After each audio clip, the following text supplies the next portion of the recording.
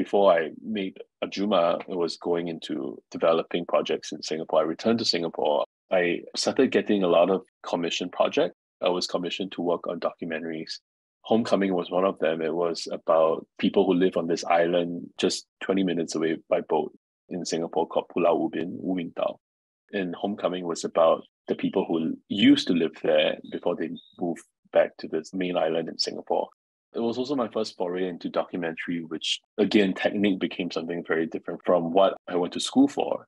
It was really about training yourself to observe and to understand the placement of camera and the subject you want to tell. This became an interesting exercise for me in terms of how I started to see the way I see things.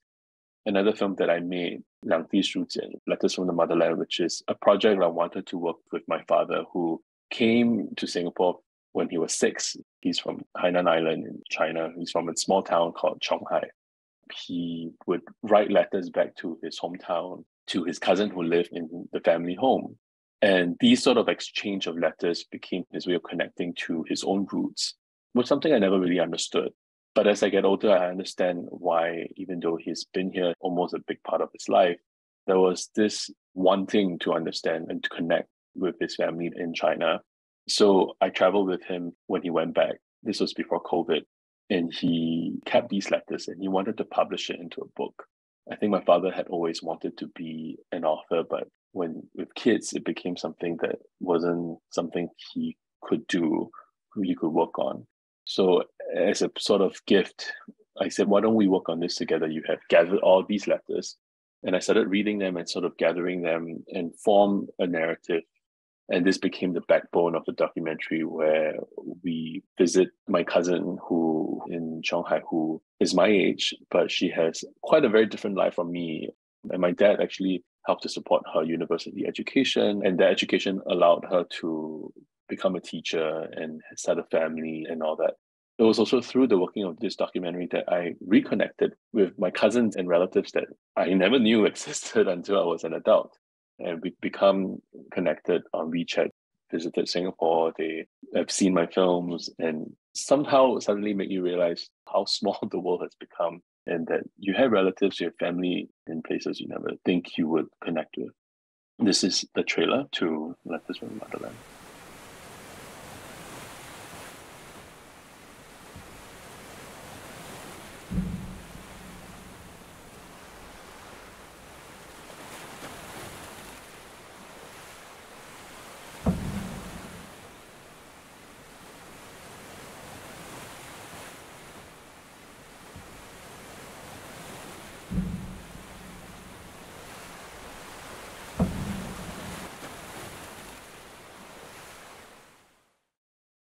So then going from that, I then moved into this new chapter where I worked on my first full-length feature film. This was a film I started developing when I was at AFI, where we have to work on a feature film or develop our first feature film. I was living away from my family in Singapore, and we would talk to my mom online on FaceTime. We would have this habit of leaving it on while we do what we had to do. And my mom would catch me up on what's happening back home, and I realized she was telling me something that I didn't understood, and she was actually recapping Korean drama that she watched.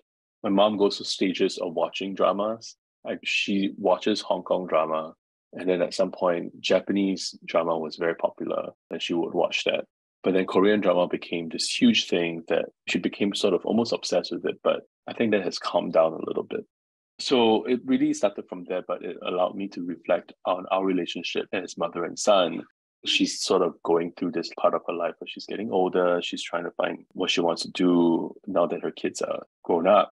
And for me, it was also the desire to want to do what I want to do, but also the guilt of hoping that my parents would lead a full life while I'm in the US, trying to carve out a professional career of my own.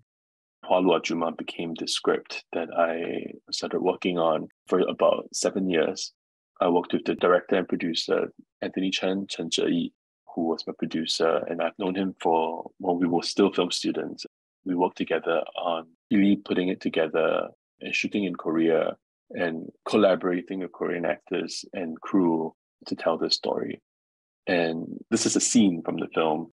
I think it accumulates a lot of my obsession with melodrama or TV dramas and became this being into this feature film. Hello? Anybody home? Yeah? Delivery for Sam Lim. Oh. 1, 2, 3.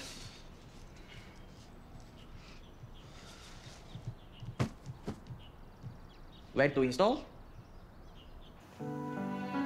아무것도 기억이 안 나.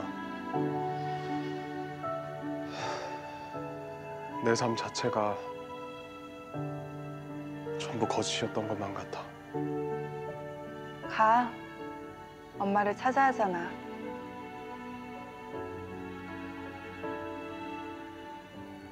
난 기다릴게. 여기서.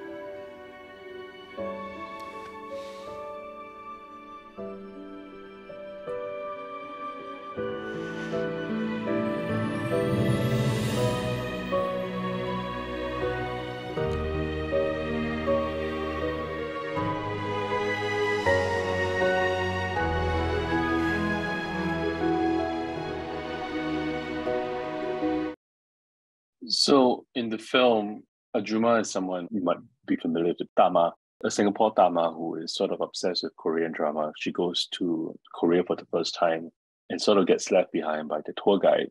And then she has to sort of find her way back to rejoin the group. But in the process, she forms unexpected friendship and discovers more about herself.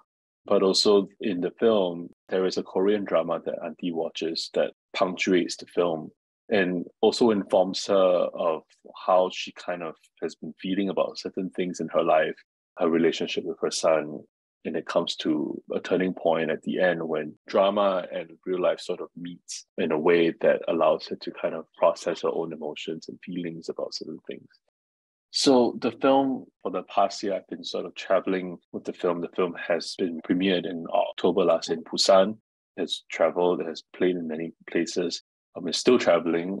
I just came back from Sydney last week where we had our Australian premiere, and it will continue to travel till the end of the year, and it will release in Korea in December. So I think back about the influences that I had with TV dramas or melodrama, female characters, family connections, and all of those things. I think informed the way I saw things and how it formed the film that I've made today, Ajuma. And I think it will continue to be something that I want to continue to develop in my career as a filmmaker.